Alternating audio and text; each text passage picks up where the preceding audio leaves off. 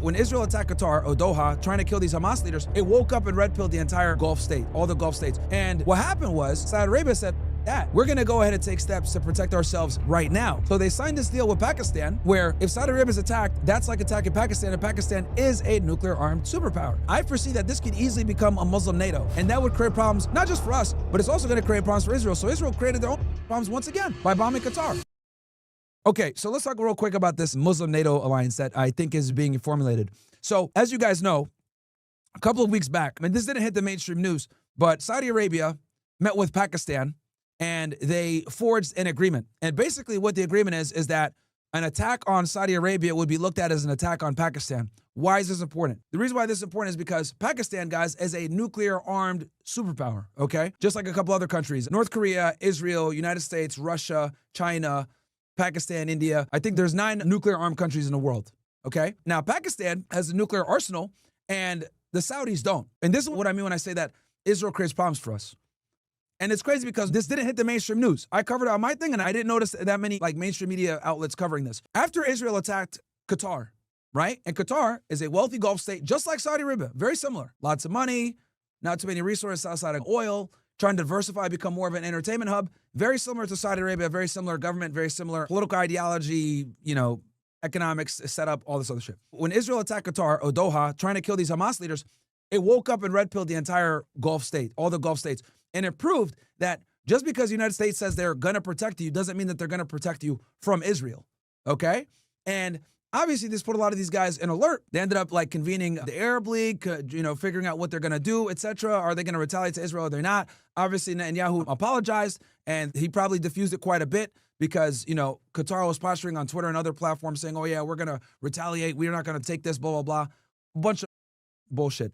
But the point is that Israel's reckless foreign policy, right, and policy of shooting first and asking questions later put the Gulf states in a state of turmoil. And what happened was Saudi Arabia said, we're going to go ahead and take steps to protect ourselves right now. So they signed this deal with Pakistan where if Saudi Arabia is attacked, that's like attacking Pakistan, and Pakistan is a nuclear-armed superpower. And the thing is, guys, is that if you don't have a nuclear weapon and you get into a conflict with a country that does have a nuclear weapon, well, that's not good for you because they have the ability to destroy you, but you might not necessarily have the ability to destroy them, okay? So this pact that Pakistan and Saudi Arabia put together has kind of been something in the making, right? So for those of you that don't know, for many years, Saudi Arabia has always had money, but they haven't had a strong military, and they've relied heavily upon the United States and the petrodollar to keep them safe. Back in the 1970s, Richard Nixon pretty much made this agreement with the royal family saying, look, we will guarantee your guys' security, right? But you guys need to do all your oil transactions on the US dollar. Why? Because if all the other countries that are getting oil have to do their deals in the US dollar when they deal with Saudi Arabia, well, that ensures that there's always a need for US dollars. And this keeps the currency strong and powerful. So as of a couple of, I think last year, the Saudis started to wean off a bit where I think only about 80% of their transactions are done in the US dollar. And obviously this isn't good for us because, we're the reserve currency and we're propped up with the petrodollar. And what do? We printed almost 50% of our current dollars in circulation was printed during the COVID era. So that obviously isn't good for us. Way too much dollars flowing out there. And this is why we haven't had to really suffer from the extreme inflation, despite the fact that we have way too much goddamn currency out there. So when Israel attacked Qatar, it red-pilled the Saudis, and the Saudis said, okay, we need to look to a Muslim country that also has nuclear capabilities, just like the United States does, so that we can have another guarantor of our security. And that's exactly what they did with Pakistan. Pakistan is a very strong military, but they're weak economically, and they don't have money like that. So the Saudis substantiate them financially, and in return, they get protection and training. Like a lot of the Saudi special forces are trained by the Pakistanis.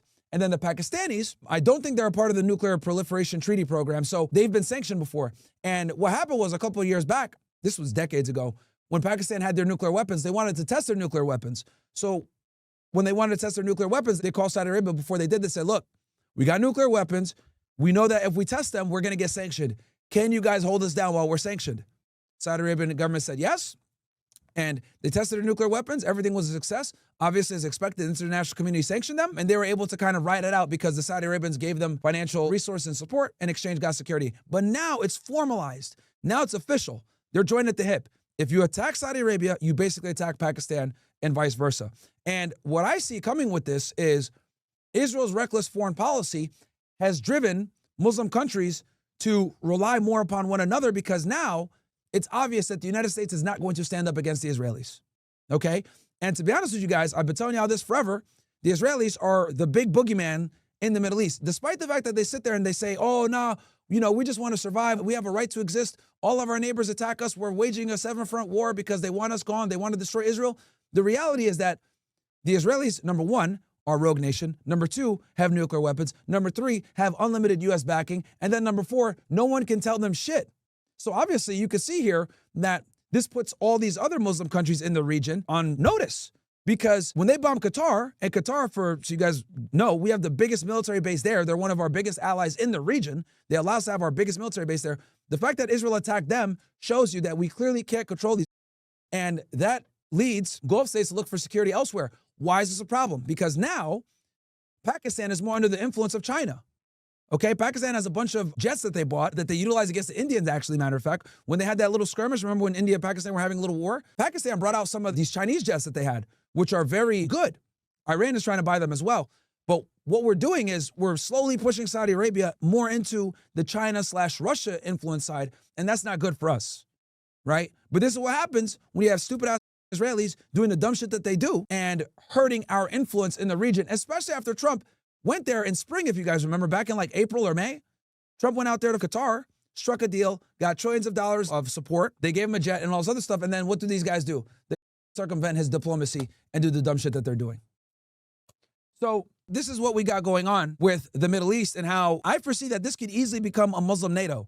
And that would create problems, not just for us, but it's also going to create problems for Israel. So Israel created their own problems once again by bombing Qatar, because literally like 2 weeks after they did that shit, Saudi Arabia and Pakistan formalized their agreement. And I didn't see anyone cover this on mainstream media extensively and why this is such a big deal. And you guys know with me, I told y'all, yo, this is not good. This is not good that Saudi Arabia is signing this deal with Pakistan, because that means they're getting closer and closer to Chinese influence. And what do I tell y'all all the time? Who's the real enemy? It's China, bro. That is the real threat to American hegemony. Okay? It's not Iran. It's not these niggas in the desert. Okay? Muhammad and them.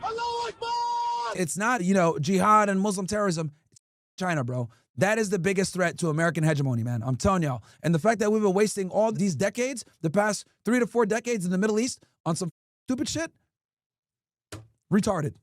Absolutely retarded.